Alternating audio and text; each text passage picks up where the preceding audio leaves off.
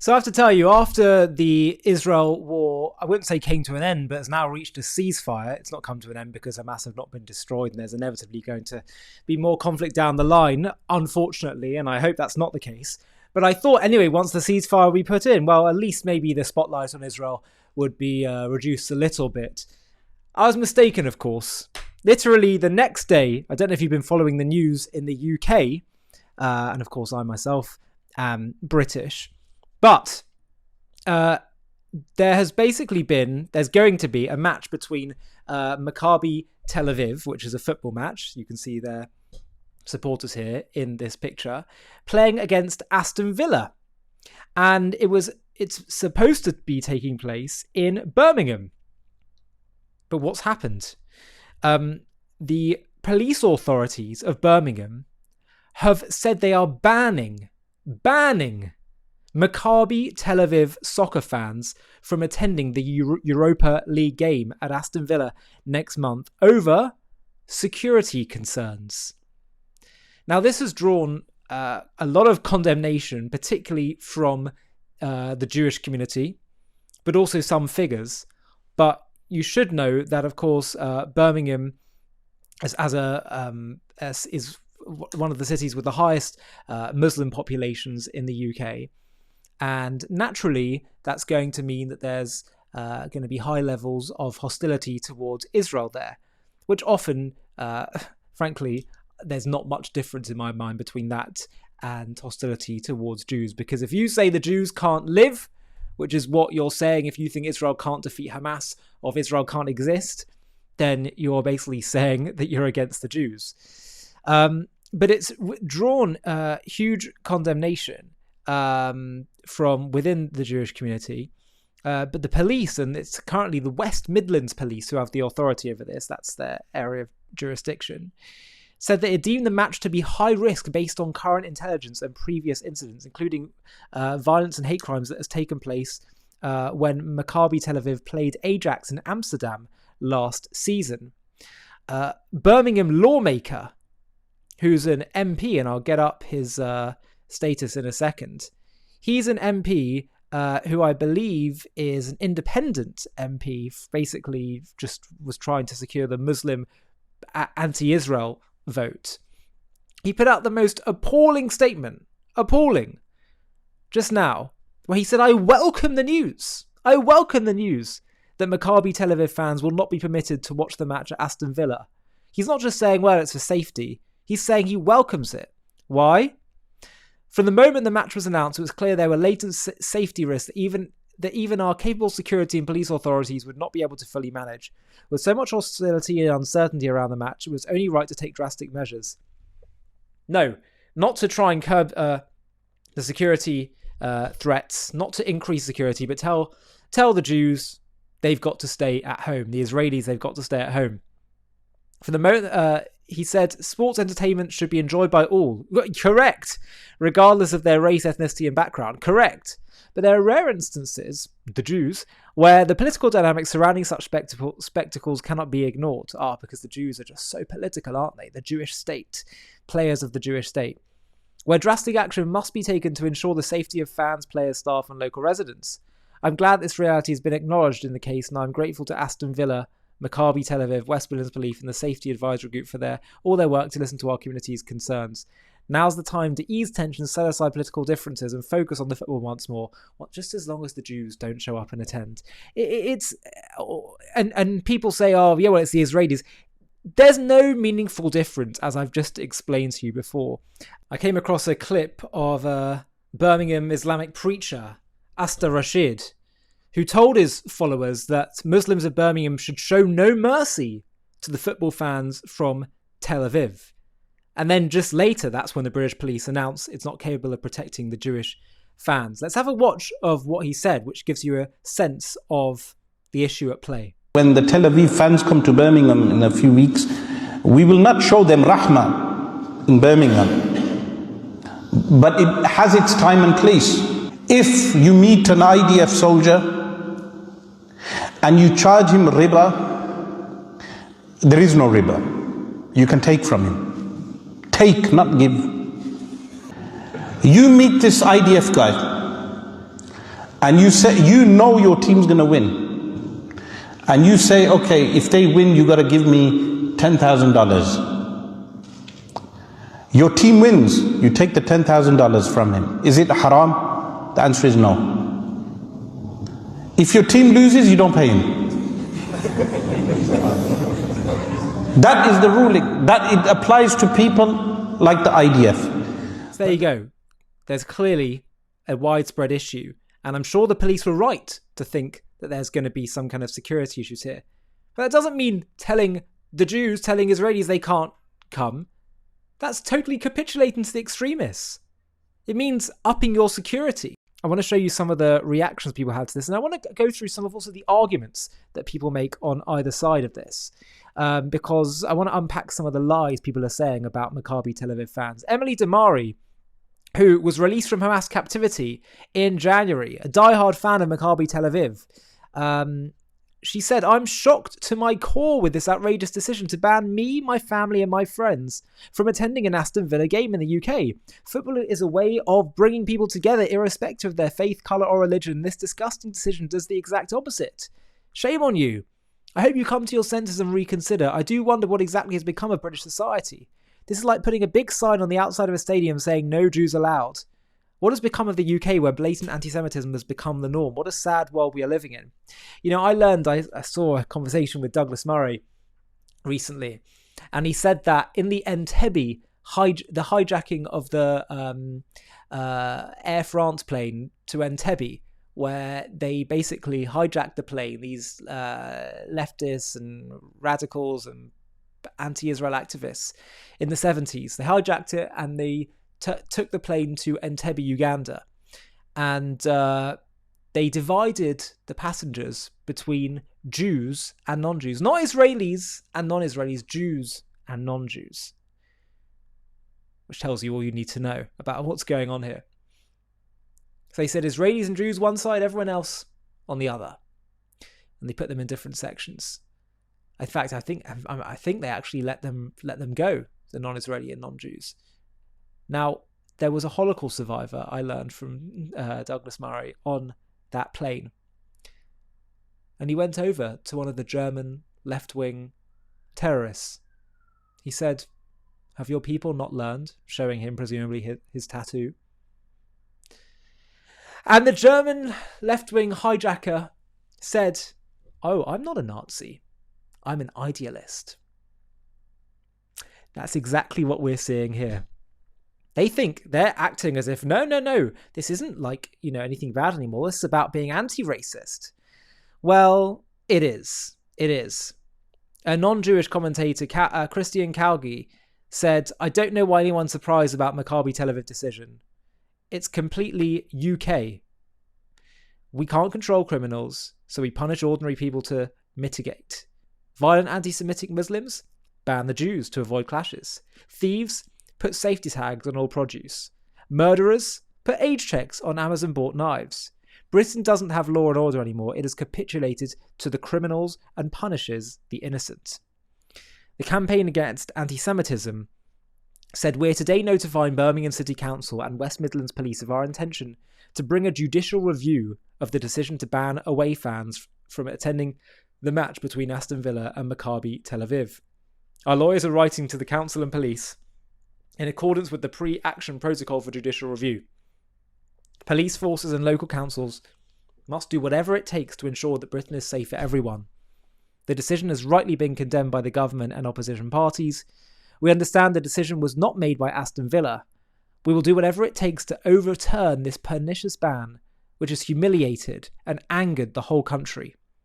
Britain is increasingly waking up to the extremism in our midst, but now we must all fight the instinctive appeasement within the authorities and our law enforcement." Indeed, that is the concern, is that this creates a very dangerous precedent and a very concerning slippery slope.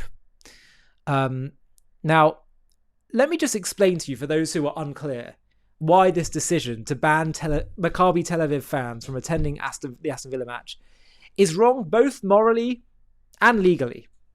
First of all, it punishes the victims, not the perpetrators. The core issue is who is being restricted. The danger, if any, comes from people who might threaten or attack Israelis or Jewish fans, yet it's the Jewish and Israeli fans who are being told to stay home.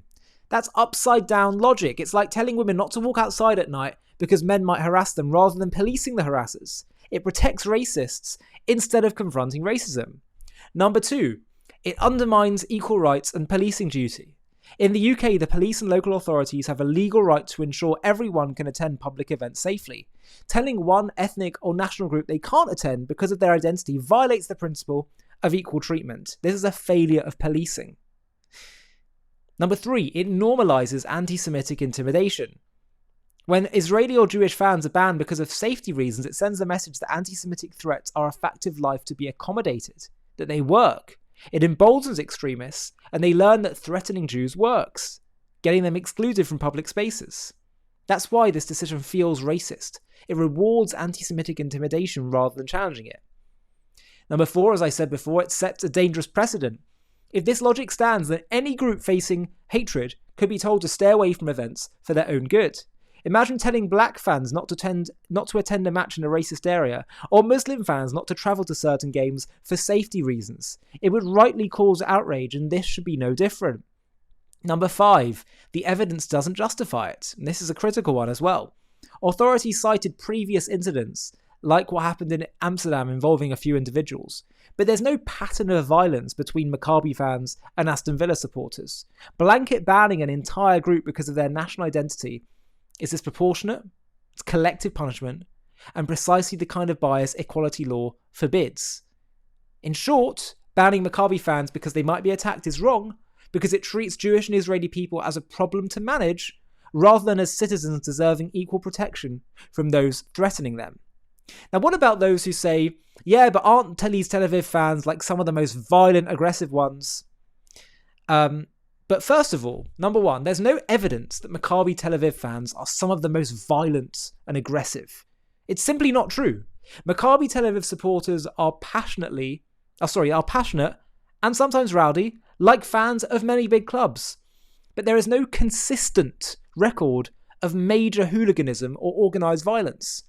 They don't appear on UEFA's or FIFA's list of problem cups, and they haven't been banned en masse from travelling to European matches before.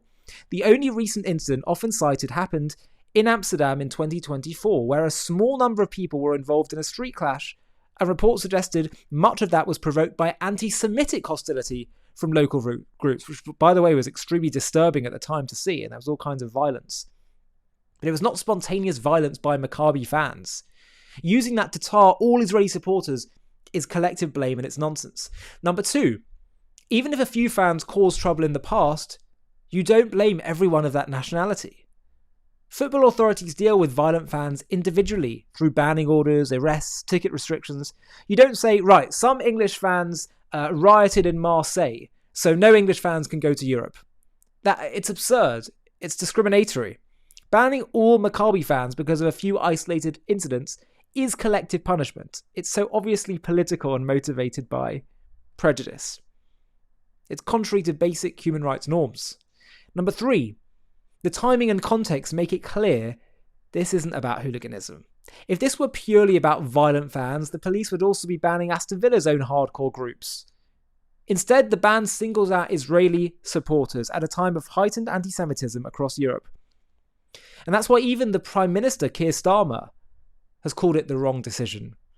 It's being seen for what it is, a move driven by fear of anti-Semitic backlash, not by the fans' actual behaviour.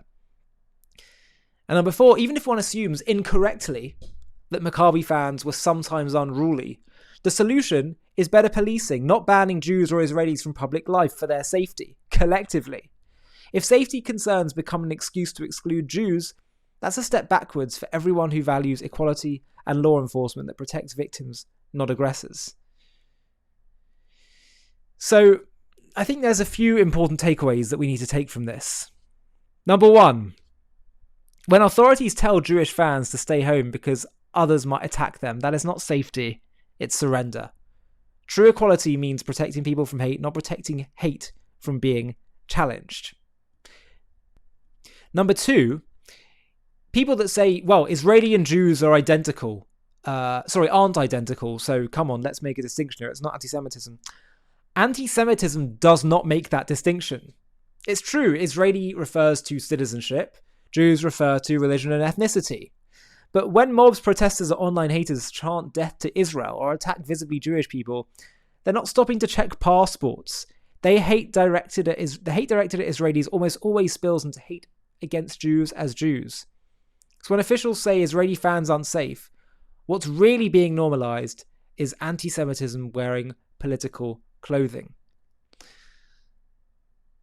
When Jews get attacked in London for wearing a Star of David, or when Jewish fans are told not to go to football matches for their safety, it's obvious the haters do not see a difference, and we should not pretend that there is one.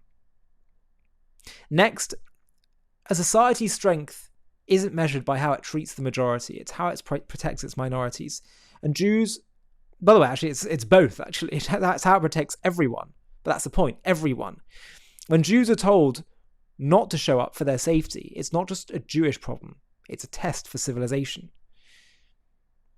Next is that safety and equality are not opposites.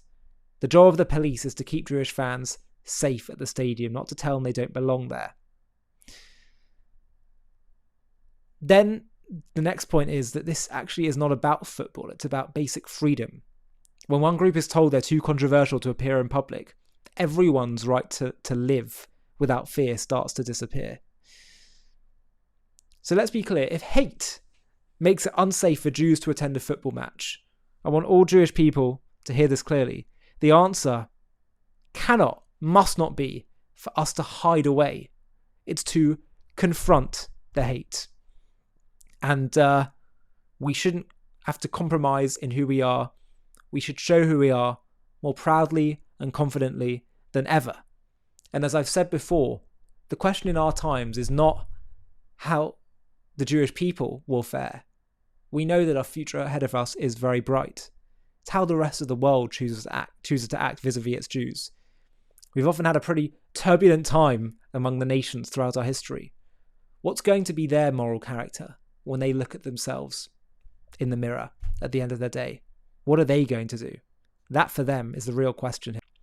So in the coming days, we'll see what happens. Imagine you're running for your life. Your home is no longer yours. Your neighbours spit at you in the streets. The government has branded you an enemy, stripped you of your rights, your livelihood, your humanity. You're a Jew in Nazi Germany, 1938, and the world knows your people are being crushed under Hitler's iron fist. You're desperate, clutching a suitcase with everything you own, praying for a visa, a ticket, a country, any country that will let you in. Now imagine this. The world's most powerful nations gather to decide your fate. 32 countries meeting in a lavish hotel by a serene lake with the power to save you, to save hundreds of thousands like you. And one by one, they say no. Welcome to JTV. I'm Ollie Annisfeld, and today we're diving into one of the most gut-wrenching, shameful chapters in modern history, the Evian Conference of 1938.